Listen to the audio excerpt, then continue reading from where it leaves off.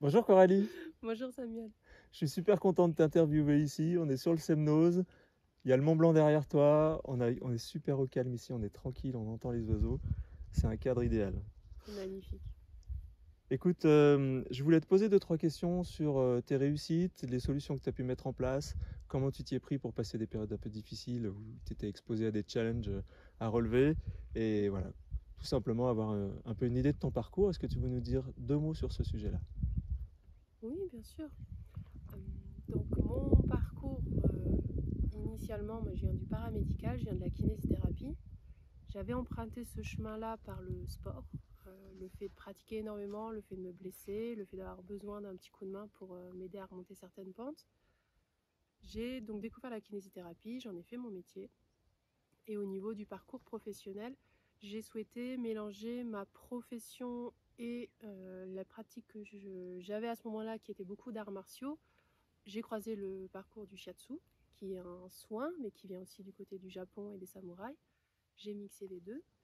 Et je pratique aussi le Qigong, où je me suis formée pour pouvoir l'enseigner.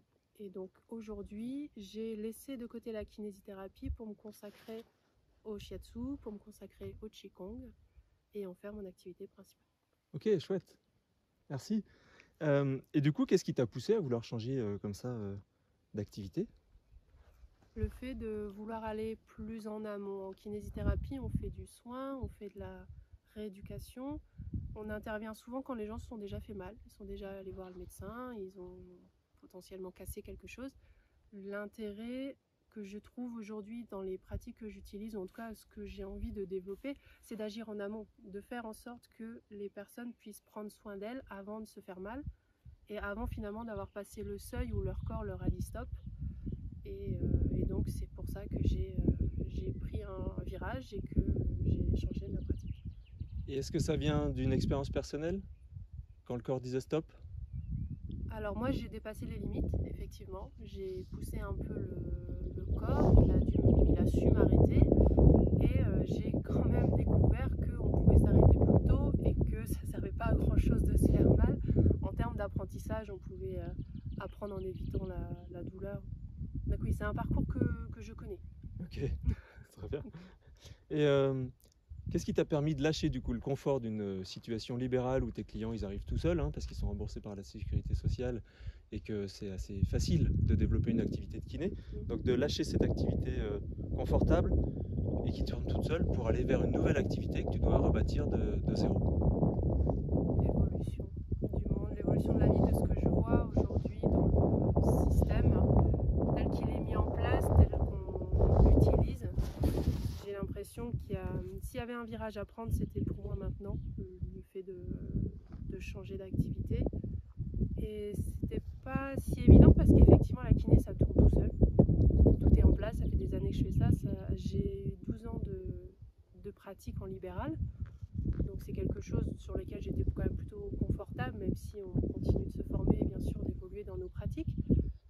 Mais j'avais vraiment besoin d'être indépendante dans le vrai sens du terme. Parce que Ok, finalement, quand on est kiné, on dépend énormément des structures au-dessus, même en libéral.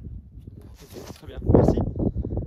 Et c'est quoi la plus grosse difficulté que tu as rencontrée du coup dans tout ça? Dans ton parcours ou là, en changeant d'activité? Alors, il y en a eu plusieurs tout du long. Je vais essayer de rester avec toi. Reste debout. Il y en a eu plusieurs. Alors, en ce moment, c'est sûr que le changement d'activité fait que ça crée une instabilité qui n'est pas confortable. Ouais. Mais si je remonte un petit peu, j'ai eu besoin dans ma pratique de kiné de me dégager du temps à un moment donné. Pour moi, continuer mes formations, j'avais envie d'aller me former dans une école qui se trouvait en Angleterre et qui me demandait de faire des allers-retours tous les 2 mois à peu près pendant quelques années. Pour autant, j'avais un cabinet qui était rempli, des patients qui avaient besoin de soins, et j'avais besoin de trouver une solution et pour me dégager du temps et pour me dégager des finances et pour faire en sorte également que les patients ne subissent pas en fait mes choix. Ok. Donc en fait, tu as travaillé moins pour travailler plus. C'est ça. Travailler moins pour gagner plus et faire différemment. Ok. Donc, Donc ton challenge, c'était de dégager du temps pour aller te former sans que ça mette à mal tes finances. pour pouvoir suivre ton évolution. Comment tu t'y es pris pour faire ça? C'était quoi le challenge vraiment à relever sur ce truc-là? Ouvrir un autre cabinet. Pour faire ça, j'avais donc moi un cabinet dans lequel je travaillais seule. J'ai trouvé un autre cabinet pas très loin que j'ai pu reprendre, où le kiné partait. Et donc j'ai ouvert ce cabinet-là et j'ai demandé à 2 autres kinés de venir m'assister dans ces 2 cabinets-là. Donc finalement, je suis passée d'un cabinet toute seule à 2 cabinets à gérer avec 2 assistantes pour faire en sorte que effectivement, moi j'étais moitié dans l'un, moitié dans l'autre. Et il y a une assistante qui était dans un cabinet et l'autre qui était dans le deuxième cabinet. Elles avaient chacun leur place. Et donc moi, je faisais des allers-retours et j'organisais l'ensemble. Et en même temps, mais ça me permettait, je savais que quand je partais, j'avais quelqu'un sur place qui pouvait gérer s'il y avait quelque chose.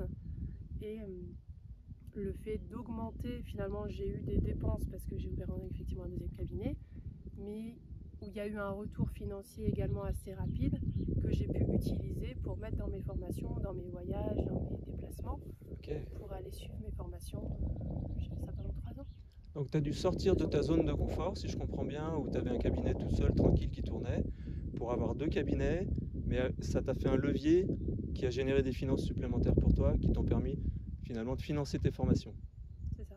Ok, génial. Et la formation que j'utilise, c'était la formation de Qigong, donc la formation à l'enseignement. Et c'est une formation que j'utilise aujourd'hui, vu que j'enseigne le Qigong aujourd'hui. Ok, chouette.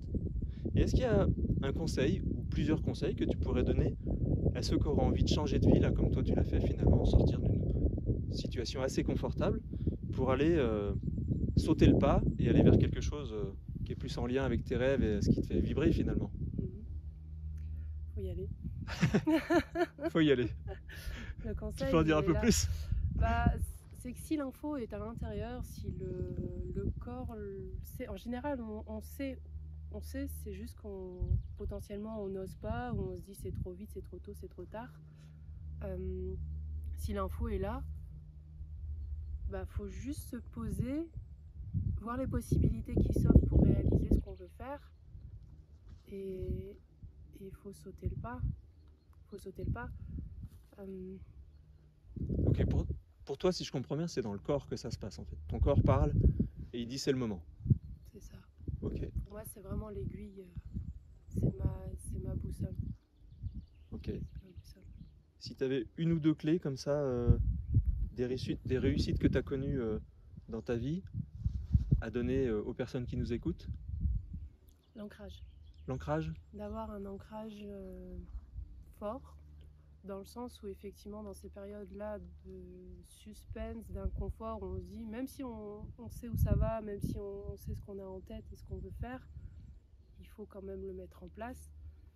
Et dans ces périodes-là, il y a toujours un moment donné où ça va demander une ressource d'énergie supplémentaire, demander une organisation différente qui va nous sortir de nos habitudes, des imprévus qu'on ne pensait pas, donc des déplacements en plus, des trucs à gérer, que ce soit humainement, parce qu'on a le champ relationnel qui rentre, ou que ce soit matériellement parlant, d'avoir un élément. Ça peut être une pratique, ça peut être la famille, ça peut être des liens, ça peut être tout ce qu'on veut, mais qui va faire qu'on va pouvoir retomber sur nos pattes. Et quand il y a un peu trop d'émotions, si jamais il y a de la peur, si jamais il y a des parasites qui viennent se mettre, qu'on puisse poser les choses et se retrouver dans un espace où la stabilité sera telle qu'on va pouvoir retrouver l'essence première de ce qu'on voulait faire.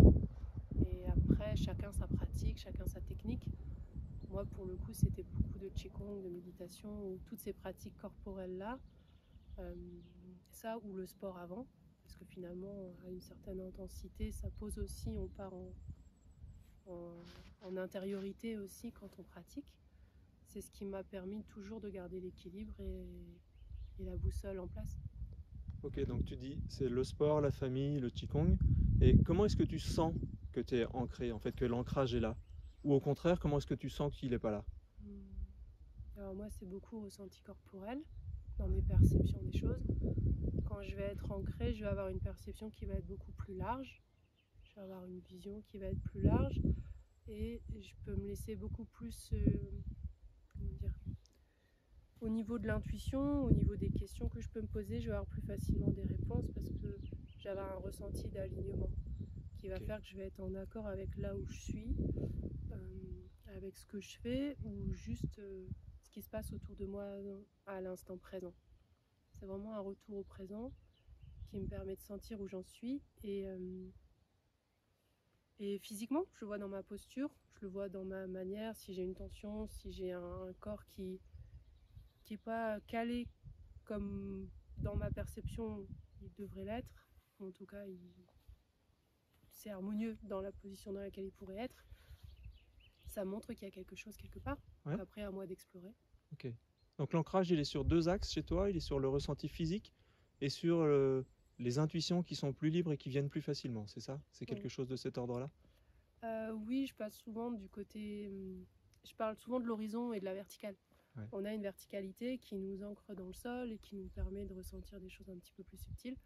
Et on a l'horizontale, vraiment de la densité matérielle du corps, pour le coup plus tissulaire, biomécanique, qui fait qu'il y a une stabilité. Et donc c'est ce mix de ces deux axes-là qui permettent, en tout cas pour moi, de savoir vraiment où j'en suis. C'est comme une carte en fait. Ok, super. Écoute, merci beaucoup pour ces super tuyaux que tu viens de nous donner. Est-ce que tu pourrais nous dire quels sont tes prochains défis à relever? Prochain défi à relever. Alors, il y en a plein. Il y en a plein, mais le prochain, ça va être de justement développer cette nouvelle entreprise que je viens de mettre en place. Ok.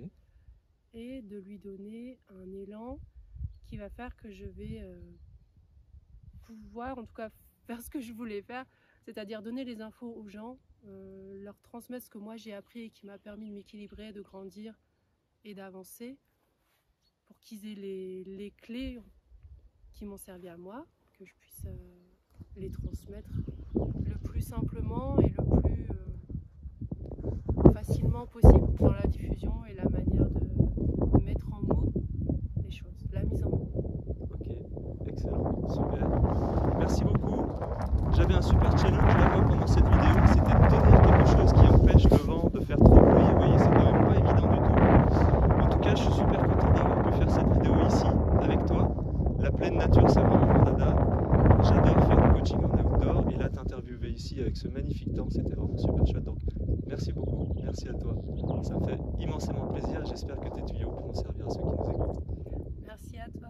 Merci Bye. beaucoup. Ah Bye. oui, un dernier truc quand même avant que j'oublie. Oui. À quel endroit est-ce qu'on peut te retrouver sur le web ou dans les réseaux? Bah, dis-nous tout.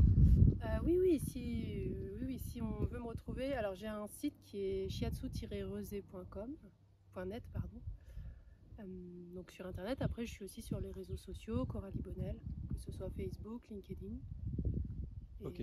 Donc si on sur tape les podcasts. sur les podcasts, génial. Ouais. Si on tape Coralie Bonnel sur Google, on te trouve facilement. Sur shiatsu-rosé.net, tu as dit, Exactement. et sur les réseaux. Oui. Impeccable. Donc n'hésitez pas à contacter Coralie si vous avez besoin de retrouver un peu d'axe dans votre corps, de remettre un petit peu de sens dans votre vie et de retrouver un petit peu d'équilibre quand il y a des choses qui sont un peu de travers ou qui tournent pas rond comme vous voulez. Vous allez la voir et tout se passe bien. Merci beaucoup. Salut Coralie. Merci, salut Samuel.